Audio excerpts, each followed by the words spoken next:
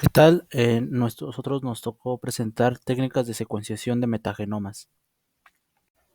Los integrantes de nuestro equipo son su servidor Edgar Baltasar Zúñiga, Cristian Ulises Díaz Tocuoca, Jesús Ramón Alor García y Leslie Guzmán Vargas.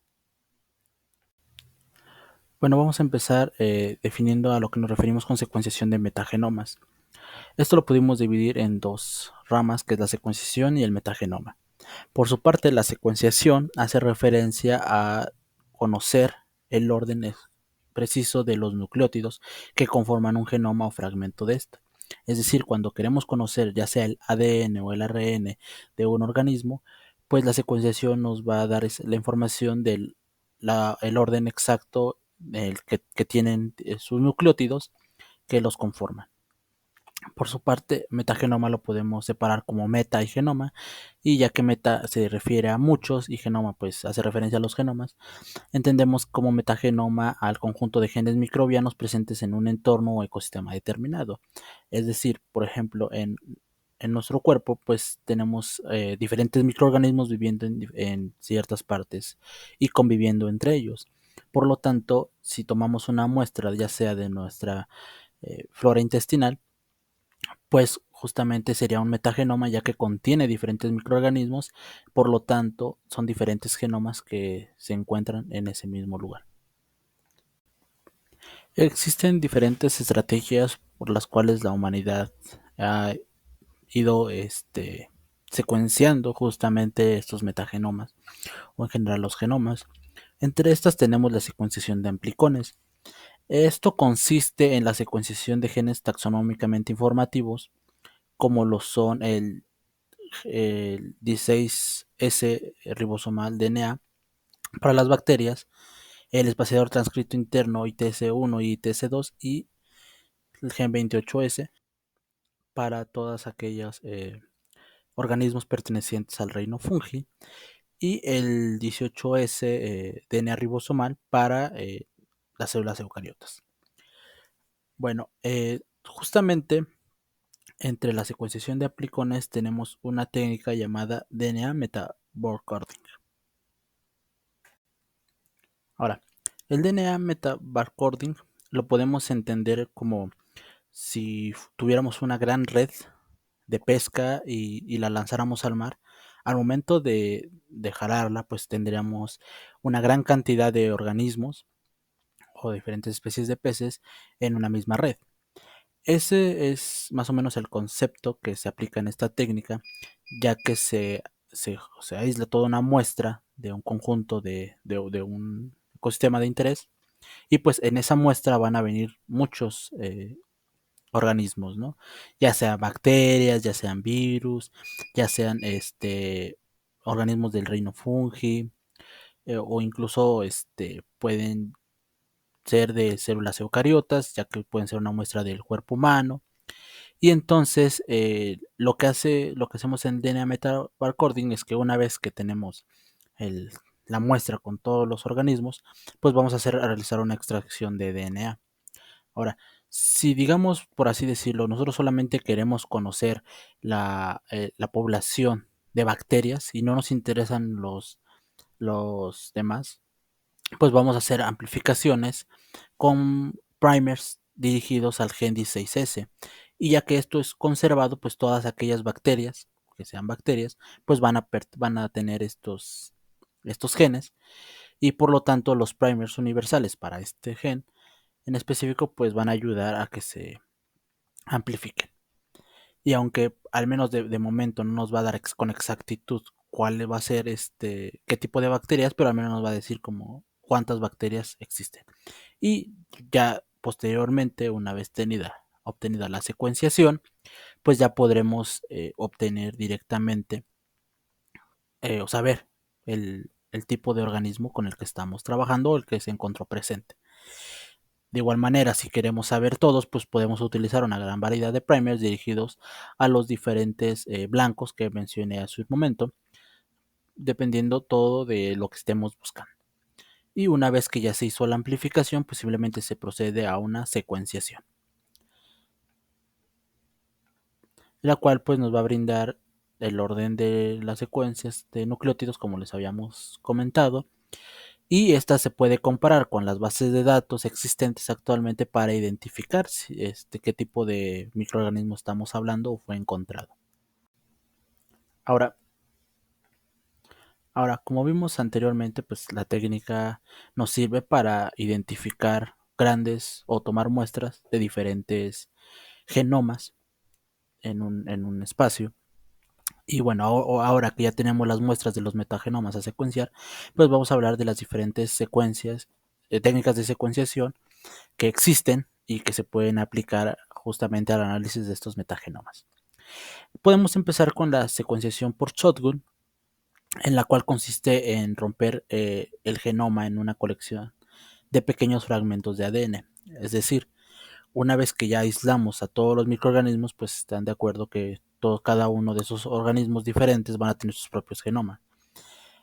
Pero como es difícil analizarlos en su estado circular, pues lo que vamos a hacer es fragmentar dichos genomas, ya que el genoma completo, por así decirlo, es muy grande y se nos dificulta un poco a tratarlo de esa manera, al menos con esta técnica. Por lo tanto, la forma de resolverlo fue fragmentarlo en pedazos pequeños, obteniendo una gran cantidad de fragmentos diminutos. Estos, como al ser diminutos, se pueden secuenciar de una manera mucho más rápida y eficiente. Y una vez que ya se tienen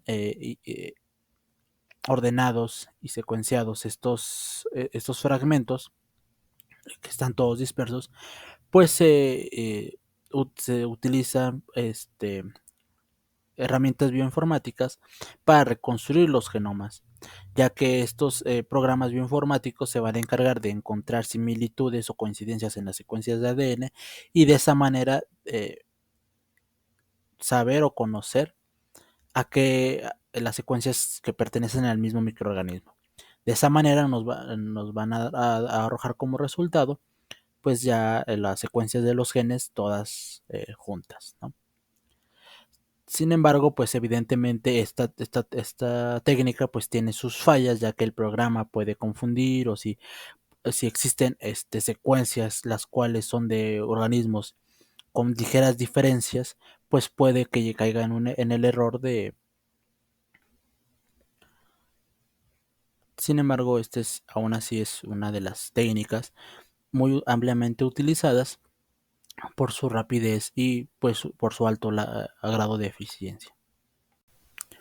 Otra de las técnicas anteriormente usadas con gran frecuencia era la pirosecuenciación, que se basa en la detección de pirofosfato durante la síntesis de ADN, donde una de sus ventajas es que es un método rápido y en tiempo real, con costos relativamente bajos de los reactivos. Bueno, el método consta de la unión de hebras únicas de DNA a una esfera, donde existe una hebra por esfera, por medio de un adaptador, lo cual son sometidas a clonamiento in vitro. Luego de que las esferas son cargadas, ocurre la adición de las enzimas DNA polimerasa, sulfurilasa, ATP luciferasa y aspirasa, y de los sustratos APS y luciferina. A continuación se agrega la solución de reacción, es decir, un DNTP a la vez en ciclos, y la cascada comienza con la liberación de pirofosfato, el cual es convertido a ATP a través de la enzima sulfurilasa, en presencia de APS. El ATP liberado El ATP generado, media en conjunto con la enzima luciferasa la conversión a oxiluciferina, lo cual a su vez genera luz. Y para la degeneración de DNTPs no incorporados y de ATP se produce la acción de la enzima aspirasa. Y la luz emitida es detectada por una cámara de tipo CCD y es observada como un pico en el pirograma, lo cual proporciona el número de nucleótidos incorporados de manera que la secuencia de ADN es demostrada mediante el pirograma, como podemos verlo a continuación en la imagen. Bien, ahora hablaremos de la secuenciación por síntesis. Entre estas tenemos la secuenciación por terminación cíclica reversible, la cual utiliza nucleótidos marcados con fluoróforos en una reacción de síntesis de ADN. los fluoróforos se adhieren a los DNTPs que se agregan y cada vez que un DNTP es agregado a la cadena, pues el sistema toma una captura de qué tipo de nucleótido se trata y una vez que fue tomada la captura, el fluoróforo pues es retirado y continúa la síntesis con el siguiente nucleótido. De igual manera tenemos la secuenciación de una sola molécula de ADN. La secuenciación de una sola molécula de ADN se basa en la utilización de nucleótidos marcados que se incorporan a una nueva cadena de ADN en un proceso de síntesis. En esta secuenciación, las ADN polimerasas se anclan a la base de los pocillos ZMW y el ADN a secuenciar se divide en varios fragmentos y se unen sus extremos, lo que resulta en moléculas de una sola cadena de ADN circular, como lo podemos ver en la imagen. Luego se añaden uno de estos fragmentos a cada pocillo y en cada pocillo se van incorporando nucleótidos marcados. Y al igual que en el anterior, pues los nucleótidos se van uniendo y una vez que se unen, el sistema va detectando la fluorescencia y obteniendo la secuencia de cada fragmento. Y como podemos ver en la imagen, pues en un solo equipo pues puede existir diferentes pocillos que pueden estar leyendo diferentes muestras de ADN. Y bueno, ahora hablaremos sobre la secuenciación por ligación. Este es un método enzimático de secuenciación que utiliza la DNA ligasa, que es ampliamente utilizada para ligar cadenas de ADN de doble cadena. Y bueno, primero se realiza una PCR para inmovilizar y amplificar una región de unión del cebador de DNA de cadena sencilla, el cual se va a conocer como adaptador. Una vez que se ha conjugado con la secuencia objetivo, es decir, una vez que el adaptador se une a la secuencia que vamos a secuenciar, válgase la redundancia, estas perlas estas se unen a una perla y estas perlas se depositan luego sobre una superficie de vidrio. Y cabe resaltar que se puede lograr una alta densidad de perlas, lo cual aumenta a su vez el rendimiento de la técnica. Una vez que se ha producido la deposición de las perlas, se hibrida un cebador con una cierta longitud y luego las perlas se exponen a una biblioteca de sondas de 8 espacios que tienen un colorante fluorescente diferente en el extremo 5' y un grupo hidroxilo en el extremo 3'. Las bases 1 y 2 son complementarias a los nucleótidos que se van a secuenciar, mientras que las bases 3 y 5 son degeneradas y las bases 6 y 8 son bases de ionosina. Esto significa que, por ejemplo, si la secuencia a la cual vamos a secuenciar tiene una citosina y una citosina, pues la sonda tiene un adaptador que tiene su complementariedad, que sería la guanina-guanina. Entonces, estas dos regiones que se están uniendo son completamente específicas. Después son seguidas por entre 3 y 5 bases que son degeneradas, lo que hace referencia a que se pueden unir a cualquier otro nucleótido, aunque no sean idénticos o que no sean complementarios. Y las últimas bases, que son 6 y 8, las bases 6 y 8 son bases de ionosina, la cual es con la intención de después desprenderlas de la secuencia adaptada. Y bueno, una vez que una sonda complementaria se divida con la secuencia diana adyacente al cebador, se utiliza la DNA ligasa para unir la sonda al cebador. Y un enlace fosforitioato entre las bases 5 y 6 permite que el colorante fluorescente se encienda, se elimine, perdón, del fragmento utilizando iones de plata. Esta eliminación permite medir la fluorescencia y también genera un grupo fosfato que puede sufrir una ligación adicional. Y una vez que se completa la primera ronda de secuenciación, se elimina el producto de extensión y luego se realiza una segunda ronda de secuenciación con un cebador con una longitud de un nucleótido menor que el anterior. Y después de muchas rondas de secuenciación utilizando cebadores cada vez más cortos, y midiendo la fluorescencia garantizamos que se secuencie el objetivo. Y como podemos verlos en la imagen, pues empezamos, si digamos que la sonda utilizada y secuencia un objetivo de 8 pares de bases o 8 bases, pues la siguiente ronda se tendrá que usar una secuencia de 7 pares, de 7 nucleótidos, y así secue- eh, consiguientemente hasta lograr la secuenciación de todo. Ahora continuamos con la siguiente técnica de secuenciación metagenómica, que es la secuencia de genoma completo por fusión, o también por sus siglas llamada WGS. Esta técnica pues va a implicar la secuenciación de todo el ADN presente en una muestra sin necesidad de aislar organismos específicos. Nos va a ser útil pues para obtener una visión completa de la diversidad genética de una comunidad microbiana. Como ejemplo podemos observar en la imagen que los investigadores científicos pues suelen usar esta técnica WGS para analizar variantes genéticas generalmente patógenas o para buscar marcadores genéticos en cualquier muestra biológica humana. Como muestra biológica humana nos referimos, por ejemplo, a la saliva, al cabello, muestras de sangre. Como sabemos, estas pues van a contener ADN que es la que se va a utilizar para la secuencia completa del genoma. ¿Cuáles son los pasos básicos involucrados para realizar esta secuenciación genómica? Pues primero vamos a aislar el ADN de las células. ¿Cómo se aísla? Pues vamos a hacer cortes en el ADN en fragmentos pequeños para facilitar la secuenciación, para después realizar la ampliación y secuenciación del ADN.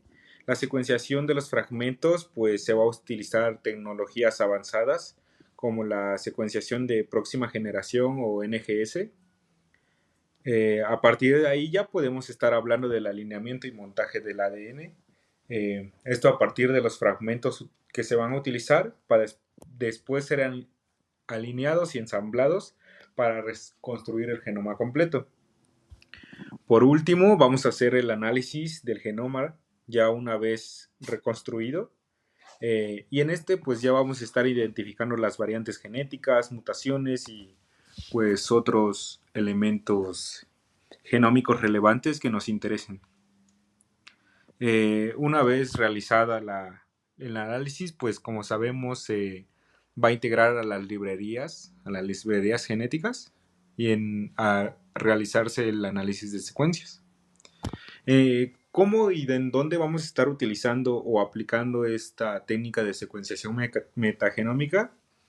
Principalmente, como hemos hablado en clase, pues vamos a estarla utilizando en la medicina personalizada, que nos va a permitir pues identificar variantes genéticas pues asociadas a enfermedades, y a partir de aquí vamos a facilitar pues los tratamientos personalizados, que es de lo que hemos estado hablando durante estas semanas. La investigación genética a partir de científicos pues van a ayudar a entender la biología de la vida y las relaciones evolutivas que se han dado pues en diferentes especies. En nuestra carrera como biotecnólogos pues vamos a pues hacer lo que nos compete, el desarrollo de nuevas tecnologías y las terapias basadas en el conocimiento metagenómico. Bueno, esto fue la explicación de esta técnica WGS, pues que ha revolucionado la genética y la biomedicina. Como sabemos, cada día conocemos nuevas herramientas poderosas para el estudio del ADN y la identificación de variantes genéticas causantes de enfermedades. Siguiente. Hola compañeros, pues una vez que mi equipo les explicó acerca de algunas técnicas de la metagenómica, ahora yo les mostraré y les explicaré algunas herramientas bioinformáticas que se utilizan aquí en la metagenómica. Bueno, pues una vez que nosotros llegamos a obtener los datos de secuenciación, pues llegamos a ocupar ciertas herramientas, ciertos equipos, ciertos softwares, que nos va a ayudar a facilitar un poquito más y también nos va a dar unos mejores análisis, empezando por MG-Rash. Bueno, esta es una asignación de anotaciones estructurales y funcionales de acuerdo con bases de datos de nucleótidos y proteínas por homología. Posteriormente, tenemos a, bueno, ahora posteriormente tenemos estas cuatro herramientas, igual informáticas, y pues se van a dar ahorita cuenta que todas tienen algo en específico, empezando por Kime, que este analiza secuencias microbianas del gen 16S. Este realiza perfiles taxonómicos y filogenéticos y comparaciones entre las muestras. Y bueno, también tenemos a FAME, que realiza comparaciones basados en genomas completos, secuencias ensambladas, y en especial también hace análisis filogenéticos y evolución molecular. Aquí tengo que aclarar que aquí se nota principalmente una de las diferencias, ya que aquí me solamente hace árboles filogenéticos para darnos una taxonomía de alguna muestra, en este caso de alguna bacteria que nosotros tengamos. Pero pues si queremos conocer un poquito más de dónde viene esta bacteria, o por qué procesos digamos, ha mutado, ha evolucionado, pues FAMI es una buena herramienta. Ahora tenemos a Big Comic 1. Este igualmente hace análisis del gen 16S y igualmente este es un poco más genérico, igualmente hace unos análisis filogenéticos de muestras metagenómicas. Tenemos al 16S-PIC, que nos da una detección rápida de microorganismos, pero a diferencia de los otros, estos son patógenos, ya que su base de datos se encuentra en una clínica, y estas secuencias metagenómicas pues utilizan el marcador 16S. Bueno, pues como vimos aquí todos tienen, digamos que una similitud, todas.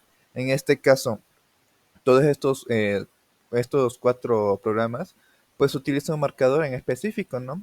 Para realizar estos análisis de secuencia, que es el gen 16S, pero que es un marcador. Bueno, en algunos dispositivos más adelante se las explicaré. También quiero que sepan que pueden ser muchos programas, pero pues cada programa tiene su función específica, y también también nosotros tenemos que tener como esa visión de investigadores, el saber en qué momento nosotros podemos utilizar o cuál nos conviene utilizar al momento de nuestras investigaciones. Bueno, compañeros, ahora les explicaré estos tres programas, los cuales son muy buenos, especialmente el Purux y Kaiju. Pero ustedes se preguntarán, bueno, ¿y qué tiene de especial estos programas, a diferencia de los que ya mostré anteriormente? Pues todos tienen igualmente marcador molecular, en este caso el gen 16S, como lo vemos en el PICRUX. Pero a diferencia de los anteriores, pues vimos que igualmente hacen análisis filogenéticos, análisis taxonómicos, análisis de evolución molecular, pero solamente de un solo microorganismo, por decirlo así. Solamente podemos hacer esos análisis a la vez, un análisis a la vez de un microorganismo, a diferencia del Pyrrhux y Caillou y Cockpit, que podemos hacerlo, pero de todo un microbioma. En otras palabras, Pyrrhux igualmente tiene un enfoque metagenómico y nos ayuda a predecir, igualmente por medio de un marcador, en este caso el gen 16S, y con ayuda de una base de datos que ellos tienen, nos ayuda a referenciar o darnos algunas ideas de qué bacterias, qué microorganismos se pueden encontrar dentro de un microbioma. Pongamos como ejemplo la microbiota. Sabemos que tenemos la microbiota, en pocas palabras, es un microbioma que tiene funciones dentro ahora sí, de nuestro rumen, de nuestro estómago, que nos puede ayudar a, pues ahora sí, nos puede ayudar a digerir la comida, ¿no? Pero no sabemos cuáles son las funciones específicas de cada bacteria. En este caso, nos podría dar de una forma predictiva qué bacterias en específico están en este microbioma, en este caso la microbiota, y qué funciones o características tiene pues todo este conjunto, o de manera similitud individual, pero con similitudes de todos los microorganismos que se encuentran dentro de este. Ahora, Caillou es un programa muy similar, igualmente nos ayuda a clasificar metagenomas, que a diferencia de Pyrrux, que tiene una base de datos, este utiliza una técnica que se llama, bueno, una metodología conocida como la transformación de Burroughs-Willig. En otras palabras, lo que nos ayuda es a encontrar coincidencias, patrones, repeticiones, este, dentro de las lecturas de, que nos puede arrojar los análisis metagenómicos a nivel de las proteínas, de proteínas, perdón.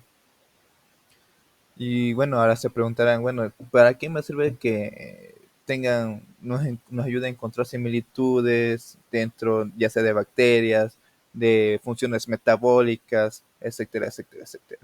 Bueno, en pocas palabras nos va a ayudar a facilitar la comprensión y análisis de cómo es que funciona todo este microbioma de manera en conjunto y también en partes o individuales, por decirlo así, clasificando por similitudes ciertas bacterias o ciertos microorganismos que cumplen cierta función dentro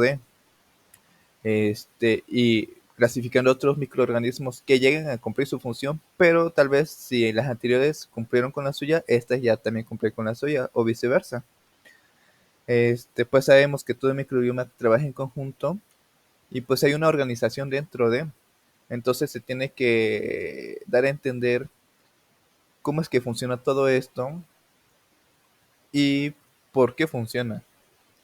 Y ahora vamos con Copic. En pocas palabras, Copic una herramienta un poco más genérica. Igualmente utiliza los fundamentos de Pyrrhux para analizar los datos del gen 16S, igualmente del microbioma ruminal. Ahora, pues como investigadores tenemos que nosotros conocer en qué momento y cuándo podemos utilizar algunos de nuestros programas o softwares o herramientas bioinformáticas dependiendo de la investigación o los análisis que estemos haciendo. Si nosotros solamente estamos haciendo unos análisis metagenómicos de una bacteria o dos, pues es más fácil que lo hagamos de manera separada. A continuación, si nosotros buscamos un conjunto de alguna muestra, no sé, de un lago, alguna muestra de alguna tierra, etcétera, etcétera, pues sabemos que ahí no solamente vamos a encontrar solo una, vamos a encontrar muchas.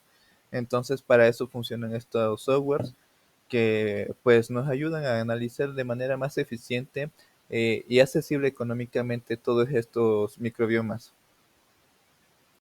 Ahora bien, anteriormente vimos, bueno, se repitió mucho acerca del gen 16S, pero ¿qué es el gen 16S? En pocas palabras, es un marcador que se llega a ocupar como punto de referencia dentro de todo análisis metagenómico. Y bueno, ¿para qué nos va a ayudar esto? Se preguntará. Pues en pocas palabras, para encontrar de manera más fácil la característica o ese segmento de un gen que buscamos de alguna función que se encuentra dentro del todo genoma. En otras palabras, sirve como una bandera de señalización. Bueno, en una forma más conceptual, sabemos que los marcadores moleculares para análisis metagenómicos pues son segmentos de ADN que corresponden a un gen o regiones que no son codificantes dentro del genoma. Estos segmentos de ADN permiten identificar diferentes variantes. Igualmente se localiza en un sitio determinado y específico. Bueno, ahora les explicaré cuáles son las características principales del- de un marcador molecular. En primer lugar tenemos los que sean de una sola copia o copia única o que tenga máximo dos copias dentro del todo genoma. Pues anteriormente mencioné que esto se ocupa como punto de referencia o bandera de señalización de la secuencia que nosotros queramos o que deseamos. Entonces, si llegamos a tener muchas, pues nosotros mismos nos vamos así que a complicar la vida, tratando de buscar cuál es cuál. Que los cebadores sean selectivos para amplificar el gen marcador. Igualmente, que no tenga una excesiva variación en la secuencia del marcador. Y por último, que la secuencia del gen del marcador sea de fácil alineamiento para facilitar los análisis filogenéticos. Anteriormente mencioné un poco, o mucho en las diapositivas anteriores, que algunos softwares de base hacen análisis filogenéticos. Entonces, sí tenemos que tener en cuenta esta característica, que sea de fácil alineamiento, para que nosotros nos demos la facilidad de hacer estos análisis filogenéticos y en base a estos análisis hacer otros, como es el taxonómico, el evolución molecular, etcétera, etcétera. Pero nosotros, ¿para qué queremos conocer todas estas características? Bueno, para cuando nosotros sepamos identificar tal vez un nuevo marcador que descubramos, o simplemente cuando queramos realizar uno con las nuevas tecnologías que se han presentado, pues no es soñado, tal vez es complicado hacer un nuevo marcador, pero no es soñado. Entonces hay que tomar todo esto en cuenta junto con las herramientas para saber cuándo y cómo hacer los análisis metagenómicos. Y ahora pasamos a algunos métodos moleculares. El primero que tenemos es el RFLP, que es el polimorfismo de longitud de fragmentos de restricción. Y bueno, este se basa principalmente en los cambios de nucleótidos en un genoma que se dan en un sitio de reconocimiento de enzimas de restricción. En lo que son las ciencias forenses, se ha utilizado para lo que es pues, probar si los tejidos provenientes de las escenas del crimen pertenecen a algún sujeto sospechoso, y también el manejo de razas de animales para rastrear la progenie, además de usarse para pruebas de paternidad y para el diagnóstico de enfermedades. El siguiente son los minisatélites o VNTR, que son variaciones en el número de repeticiones en tándem. Estas son secuencias cortas de 10 a 60 pares de bases repetidas en número variable en uno o más sitios del genoma, y pues se han utilizado para identificar linajes paternos en individuos y evaluar la diversidad genética en poblaciones de animales domésticos, de fauna silvestre y de gramíneas. El siguiente es el AFLP. Este es el polimorfismo de longitud de fragmento amplificado. Y pues esta es la amplificación de fragmentos genómicos digeridos con enzimas de restricción que reconocen secuencias dispersas a lo largo del genoma. Esta se ha utilizado para lo que son estudios de ADN, fingerprinting, y también para, bueno, esto es más utilizado para lo que es la clonación y también para mapear secuencias de ADN específicas y hacer los mapas genéticos. El siguiente es el RAPD, el ADN polimórfico amplificado al azar. Y pues estos utilizan cebadores cortos de secuencia arbitraria para lo que es dirigir una reacción de amplificación en regiones discretas del genoma, y se obtienen fragmentos de diversos tamaños. Esta se ha utilizado para lo que es el estudio del ADN, fingerprinting, y bueno, para relacionar lo que son las especies cercanas en mapeo genético, en genética de poblaciones, en genética evolutiva molecular y en estudios de razas genéticas en animales y plantas.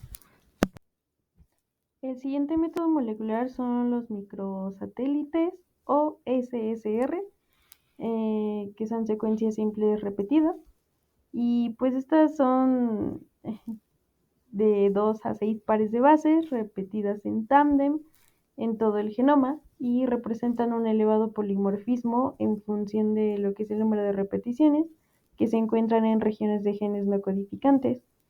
Se han utilizado en lo que son estudios de identificación de animales, en evaluación de recursos genéticos, pruebas de paternidad, en la investigación de enfermedades, determinación de la variación genética dentro y entre lo que son las razas, genética de poblaciones, migración en mapeo de genes y genomas, y para detectar también polimorfismos incluso en estudios in silico. El siguiente es el SNP, que es el polimorfismo de un solo nucleótido. Estas son regiones de ADN en las que se observa la sustitución de un nucleótido por otro, o la adición o eliminación de uno o pocos nucleótidos. Estos se han utilizado en el análisis de genes de herencia biparental y en el análisis de diferencias genéticas para hacer mapas genéticos y también para detectar variaciones genéticas dentro de las especies. Ahora pasamos con los genes ribosomales. Bueno, estos genes de RNA ribosomal se consideran la herramienta perfecta para lo que es la clasificación taxonómica, ya que son genes altamente conservados y evolutivamente estables, pero que contienen regiones hipervariables. La secuenciación de dichas regiones ha generado grandes bases de datos que ayudan a lo que es la clasificación taxonómica, y los ribosomas de bacterias y arqueas constan de lo que son dos subunidades. La subunidad pequeña, que contiene solo un tipo de ARN, que es el 16S, y una subunidad grande que contiene dos tipos de ARN, que es 5S y 23S. Como tal, el 16S RNA ribosomal pues tiene una secuencia aproximada de 1550 pares de bases de longitud y contiene regiones variables y conservadas con secuencias de oligonucleótidos únicas para cada grupo filogenético.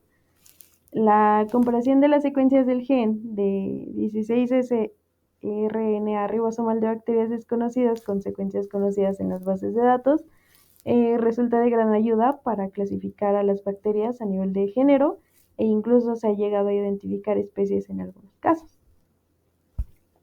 Ahora bien, el 5S DNA ribosomal es un gen de aproximadamente 120 nucleótidos de longitud y pues se encuentra prácticamente en todos los ribosomas, con excepción de los mitocondriales, de algunos hongos, de animales superiores y también de la mayoría de protistas. Y bien, aunque la secuencia de este gen está altamente conservada, la fiabilidad de este gen como marcador está cuestionada debido a lo que es su longitud, es muy pequeña y es por ello que no ofrece la suficiente resolución para contribuir significativamente a comprender relaciones filogenéticas entre taxones. Y por último tenemos al 23S DNA ribosomal, y pues este es un gen de unos 3000 nucleótidos de longitud que se localiza en la subunidad grande de los ribosomas en procariotas. Y bueno, este gen presenta inserciones y deleciones más grandes que lo que es el 16S RNA ribosomal. Estas inserciones estables y deleciones de algunas bases en el gen 23S DNA ribosomal son características comunes en algunas clases y subclases de bacterias, y bien estos cambios son los que complican los análisis, ya que pues las diferentes posiciones no pueden considerarse para realizar clasificaciones filogenéticas de manera correcta. El gen 23S DNA ribosomal pues se ha utilizado en conjunto con lo que es el 16S RNA ribosomal para la clasificación taxonómica de bacterias no cultivables. Ahora bien, otros marcadores moleculares que son utilizados son, como primer lugar, tenemos al citocromo oxidasa 1 y 2. Esta enzima citocromosa oxidasa es una proteína de la cadena transportadora de electrones que se encuentra tanto en bacterias como en las mitocondrias de microorganismos eucariotas.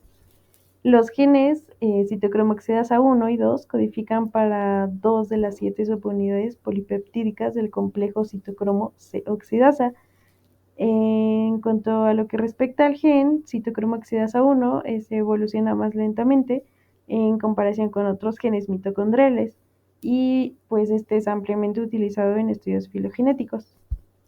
Ahora bien, para los genes que codifican proteínas con funciones conservadas, en estudios donde se han encontrado mayor diversidad de microorganismos, se han utilizado técnicas de análisis de comunidades moleculares basadas en lo que es el gen 16S RNA ribosomal, que ya ha sido bastante mencionado a lo largo de esta exposición, y pues este es respaldado por estudios de análisis de secuencias multilocus, que son las MLSA, las cuales implican la secuenciación de varios genes que codifican proteínas con funciones conservadas.